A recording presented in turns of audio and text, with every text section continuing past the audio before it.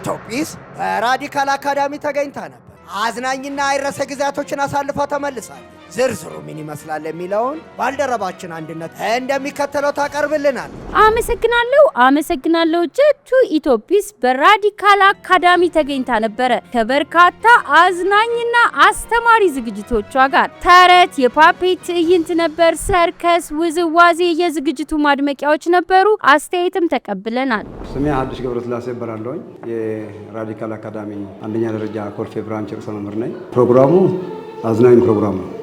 ኦሬዲ ለልጆች መሰረት ያደረገ ልጆች ላይ በአመጋገብም በትምህርት ቤታቸውን በህይወታቸውን ለውጥ እንዲያመጡ የተሻለ ስራ እየሰራችሁ ነው ያላችሁት። ይህንን ደግሞ እንደ ትምህርት ቤትም አንድ ክበብ አለን ማለት ነው። የንባብ ክበብ አለን። ተከታታይ የሆነ ስራ እየሰራ ነው የመጣው።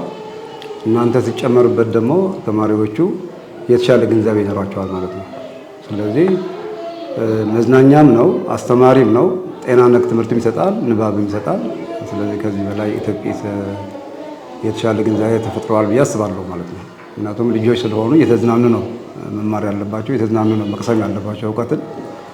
ከዚህ አንጻር ፕሮግራሙ አስተማሪና አዝናኝ ሆኖ በመዝናናት ግን የተሻለ ትምህርት የሚያገኙበት ፕሮግራም እንደሆነ ያው ከዝግጅቱም መረዳት ችለናል ማለት ነው።